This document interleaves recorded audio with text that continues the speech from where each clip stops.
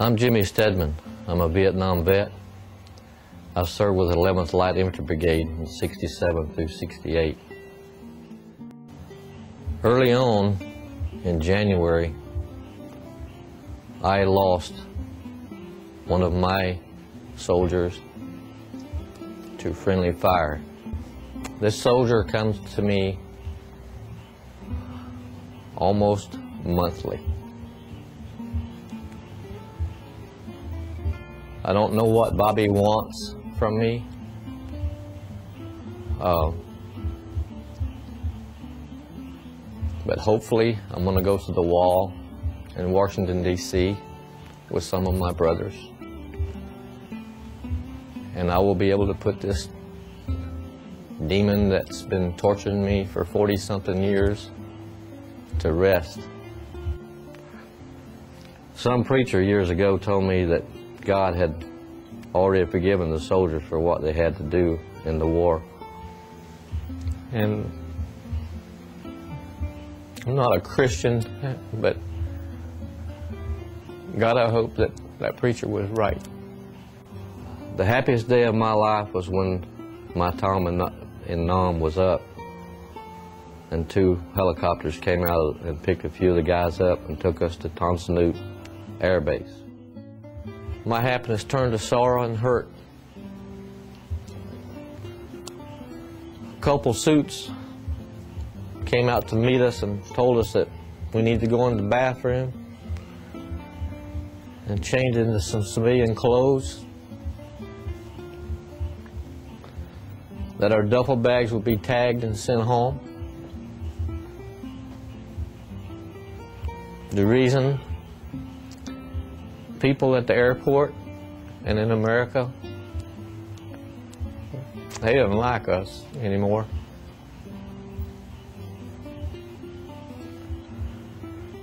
We walked past the hecklers. As we looked at them, most of them were as young as we were. They were screaming, spitting at us, calling us baby killers. Corporate America wasn't much better. When I got home, there were signs everywhere saying that the veterans would be the first to serve on the jobs. Most vets at that time went into hiding. We didn't tell people that we were veterans. That way we could get a job.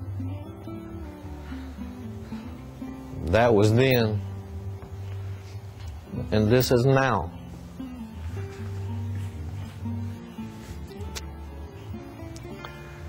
I'm Blade,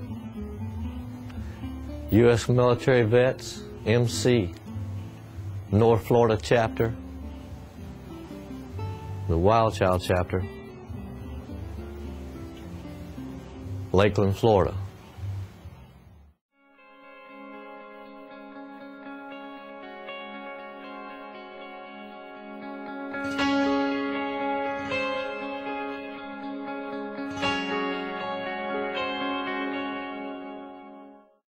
What is this? I don't understand. It's for you. If you're reading this, and my mama's sitting there, looks like I only got a one-way ticket over here. I sure wish I could give you one more kiss. War was just a game we played when we were kids. Well, I'm laying down my gun, I'm hanging up my boots, I'm up here with God and we're both watching over you. So lay me down in that open field out on the edge of town, and know my soul is where my mom always prayed that it would go. And if you're reading this, I'm already home.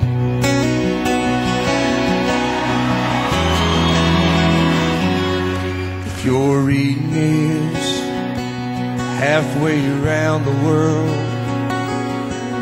I won't be there to see the birth of our little girl. I hope she looks like you. I hope she fights like me, and stands up for the innocent and the weak. I'm laying down my gun, hanging up my boots. Tell Dad I don't regret that I followed in his shoes.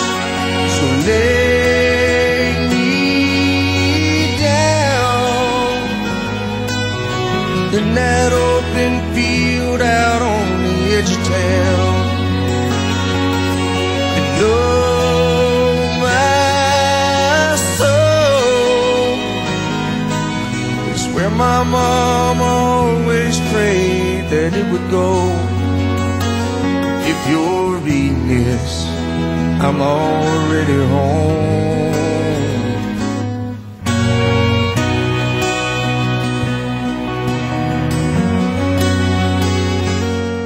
If you're reading this, there's gonna come a day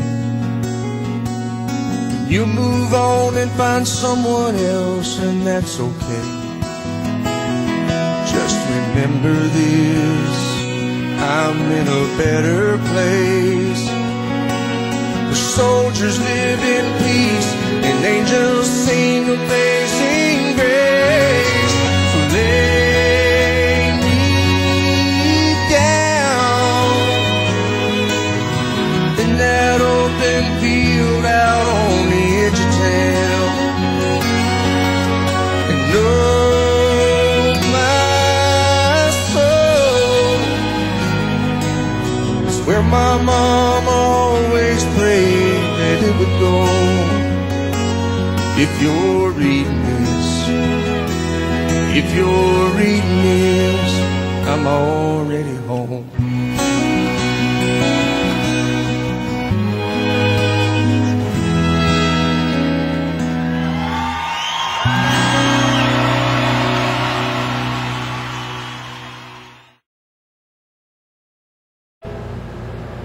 This table, set for one, is small, symbolizing the frailty of one prisoner alone against his or her oppressors.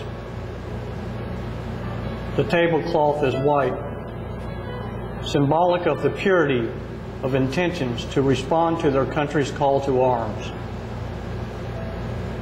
The single rose in the vase signifies the blood they may have shed and sacrificed to ensure the freedom of our beloved United States of America.